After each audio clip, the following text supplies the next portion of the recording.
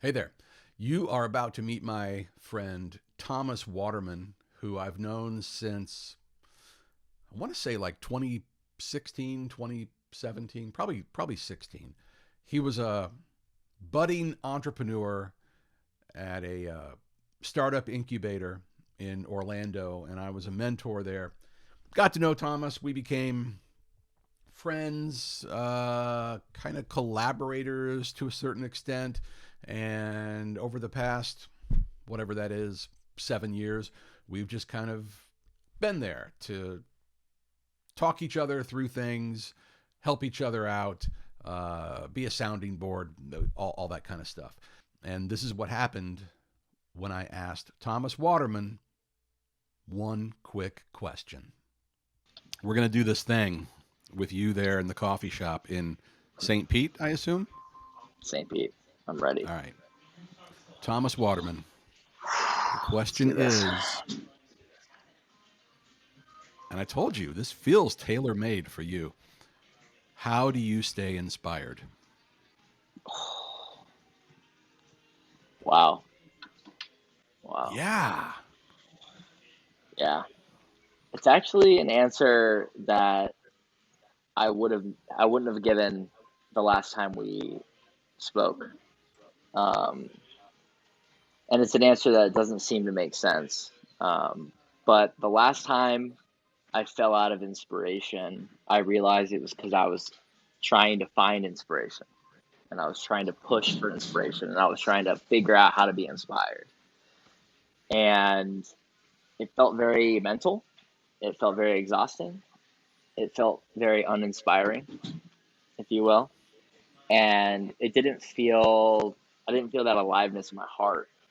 And so what I chose to do instead was do the opposite of push, is to totally let go, is to let go of everything, burn down everything. Like let go of the need for my business partnership, the need for my business, the need for whatever I think my purpose is. Just let it all go and then let the dust settle and literally just sit my ass in ceremony and in silence and just wait for the whisper. Like wait for the subtle whisper, whatever the hell that's coming from. Source, spirit, the weird, weird dude that's creeping behind my back, whatever the whisper is coming from, waiting for the whisper. And and Ram Dass calls it that ember, and just fanning that ember until it becomes a flame again. So essentially, I just burnt my life down and I let one ember emerge and just started fanning that ember. So that would be it. That's how I stay inspired. I let everything go. I let everything burn down, and whatever is truly real and alive for me remains, and I get to rebuild from that place. When you realized that you needed to let go and rebuild Hmm. because you were trying too hard Yep. to find inspiration and make something materialize, what was it you were seeking at the time? Was there some objective you had? You did say one question. No, I'm kidding. Which then I leads into a very deep conversation. Oh, beautiful. I'm here for it. Um, so at the time, do you mean when I was trying to push? What was I seeking, or Yeah, when I when was you were ready to let pushing, go? what were you Oh, pushing for? I was pushing for a dream of what I thought my life should be and ought to be. It Got it. was, I need to own a house. I need to be a millionaire. I have some things figured out, so I got to keep this going because I have some certainty here. So I got to keep this ship going because I kind of know how to drive it. Oh, you have And momentum. You got to keep pushing. Yeah, I got to get it. You keep don't want to lose it. going. Exactly. Yeah. And so it's kind of like taking one step back to take 11 steps forward. It feels stupid, but letting something burn down that was making me $250,000 a year seemed stupid. But at the time, my heart just said, "Stop, Thomas. Like you're dying, dude. Like this, you're pushing, you're straining, this is not working. So whatever this is ready to die. Are you willing to trust that? Are you willing to let that happen?" And a big part of me said, "Hell no." but I finally got in ceremony enough to like connect with my heart and just let it go and end my partnership with my business partner and the business and let something new emerge. And now I'm like, there's all these new possibilities, all this new opportunity. I'm getting at bats I've never dreamed of, and it took an irrational decision, um, and letting go of stuff that was working for me, that made me look cool and good to other Yeah. people, to let that crash and burn and and renew again, if you will, Yeah. resurrection, rebirth, all those cool, No, no, no, inspiring that's words. great. I like it. And this is leading me to two more questions. And you said something a minute ago that is entirely fair. That I baited you by saying just one question, and it is like I could edit it right where you end that part, and it would be awesome. It would be like a great Mm. 2 minutes. But what I found now that I'm about 20 into this, about 20 You're interviews 20 into deep. this. Wow, I Yeah. respect that. Yeah.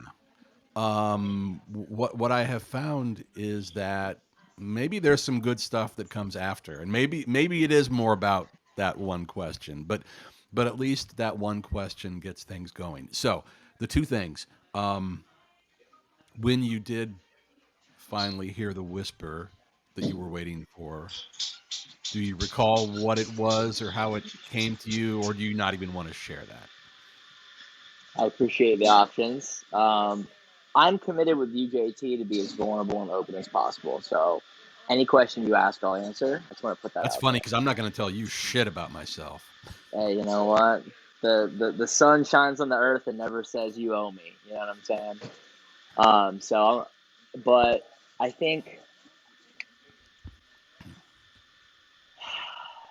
I was in a tea ceremony, and that's basically just sitting in stillness, listening to epic music, and sipping tea, just to give the brain a reason to chill the fuck out. Hmm. And in that stillness, I did receive. It's time to focus on what's been here all along, and Got it. yeah, and I have an organization called Sacred City.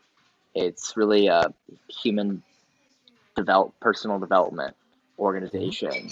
We drop into ceremony, we sing together, we dance together, we celebrate together, we do hard things together.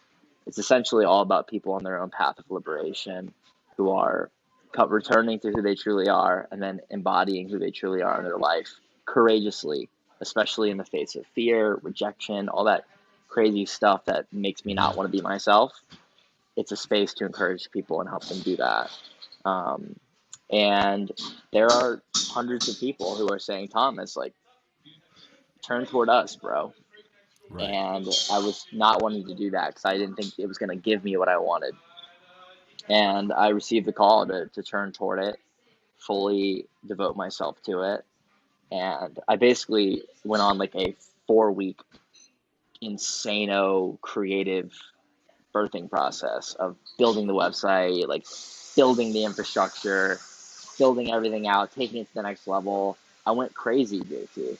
I went crazy because I was just in pure creative expression. Me and Source just hanging out, building shit together. Um, it was wild, invigorating. It was beyond inspiration. It was just like pure flow. Okay. The other thing is, and you kind of touched on it when you talked about tea ceremony. You mentioned Uh, earlier sitting in ceremony, and as you and I have discussed several times, um, to people who are uninitiated to the world in which you dwell, can you describe? Can you right. describe what you mean when you, and you kind of did earlier, but maybe Yeah. in a little bit more definitive terms, what you mean when you say to sit in ceremony? Yes. I think that's great, and I think I did attempt to like describe that. It's really for me. It's a place to distract my mind enough to actually tune into something deeper. That's it. Like, Yeah. there's something deeper than what my eyes are seeing and taking in and the thoughts that's creating. There's something deeper than the sensual experience of like what I'm smelling, what I'm picking up, what I'm touching. Like there, to me, there's like many layers of reality. So it's kind of like getting to go down like beneath the mantle and beneath the layers and kind of touch the core of the earth. Like imagine it's Right. kind of like a mining. It's like a creating space to go mining down to the center of the earth, or like to get that bubble gum in the center of the Tootsie Pop, you know, or the bubble gum pop, whatever the Yeah. hell they call those Right. things. So it's just it to me. It's just a way to like hack into deeper levels of reality beneath some of the more simple, obvious layers. Um, and what I found with like meditating, I don't really like it. And I think it's because I just struggle to sit still like that. But tea is meditation, but my mind is so occupied by the drinking of the tea and it's so like taken care of that I'm actually able to go super, super deep over like an hour to an hour and a half period because I'm like, my mind's like, ooh, tea. Like, I wonder what it tastes like. You know what I'm saying? So, Yeah. I think tea ceremony has been really beautiful for me to create space to touch something deeper, some kind of deeper intuition. See what I did for you there? Did you? I mean, if you started today not knowing what it means to sit in ceremony, now you do. Now you're enlightened. And there you have it. If you dig what I'm doing here, please subscribe, tell people about it, share the links, and I'll see you next time.